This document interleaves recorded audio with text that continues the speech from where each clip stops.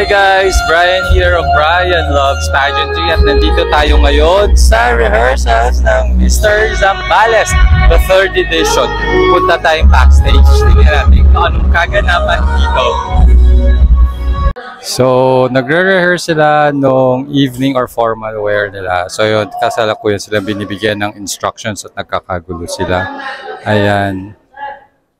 Hello, tanungin natin kung ano nilang nararamdaman kasi few hours na lang coronation night. Okay, hanap tayo. Hello.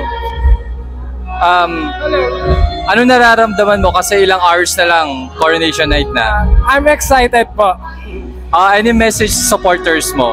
So keep me watching guys, support me as I walk this journey guys. And I believe that I will win the crown. Amen. Alright, good luck later.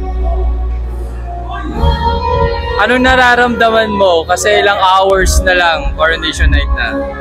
Actually, kinakabahan po ako, excited, and medyo masama po yung pakiramdam ko, pero hopefully I'll do my best mamaya. Anong message mo sa mga supporters mo? Sa mga supporters ko, unang-una sa lahat, thank you po sa inyo, and I'll do my best mamaya, and you'll enjoy the show. Thank you. Alright, good luck later. Rick. Anong nararamdaman mo kasi ilang hours na lang coronation night na? Masaya po na kinakabahan, syempre, pero mas nangingibabaw yung saya. Yeah. Anong message mo sa supporters mo? Maraming salamat sa sumuporta sa akin simula pa lang nung unang pagpasok ko sa ganitong kalakaran, tulad sa pageant. At hindi matutumbasan yung pagsuporta nyo ng anumang material na bagay. Alright, thank you. Good luck later. Thank you. Question lang, anong nararamdaman mo kasi ilang hours na lang coronation night na? Kinakabahan pero ipupush ko pa rin para manalo po. Self-confidence na lang talaga yung kailangan ngayon. Anong message mo sa mga supporters mo? Sa mga supporters ko po, maraming salamat sa inyo dahil sa sobrang layo man kayo, galing pa kayo San Felipe, Zambales, babiyahe po kayo na almost 2 hours na bago commute po. Salamat sa pag-support ngayong gabi. At sana magustuhan nyo yung papakita kong pasabog ngayong gabi. Okay, so abangan namin yung pasabog mo. Okay, thank you. Good luck. Welcome po. Glenn, anong nararamdaman mo kasi ilang hours na lang? Kinakabahan po but I'm so excited din kasi sobrang excited ko kasi makakatrabaho ko ulit sila and yun, patuloy lang enjoy the coronation night.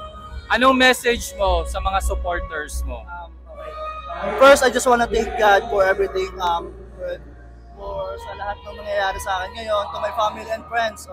Actually, maraming salamat po. Appreciate ko kayong lahat. Thank you so much. Good luck later.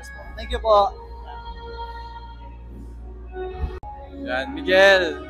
Ilang hours na lang coronation night na. Anong nararamdaman mo? Pressured pero masaya din po at the same time. Okay, anong message mo sa mga supporters mo? Ayun, bibigay ko lahat para sa inyo. Thank you. Thank you, good luck later. Thank you po. Ilang oras na lang finals night na? Anong nararamdaman mo ngayon? Na-excite po ako ng sobra.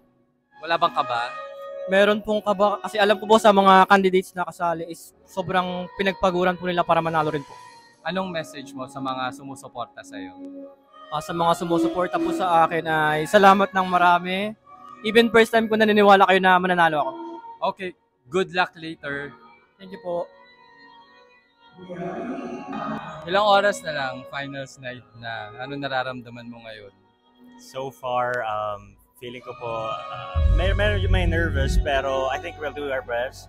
And most especially, we'll give you guys a good show. Okay. And anong message mo sa mga supporters mo? Guys, just enjoy the night and I'll give you guys a good show and make sure to win the crown.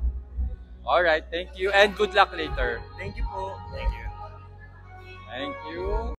Ayan, nandito kay Kirk, reigning Mr. Zambales, Mr. sa Pilipinas Zambales, tama? Yes. Anong message mo or advice mo sa mga candidates natin ngayon? My message would be to always be authentic, always be genuine, And no matter how far you'll come in life, always be humble. Stay Alright. grounded. Alright, thank you, Kirk. See you later. See you later, sir.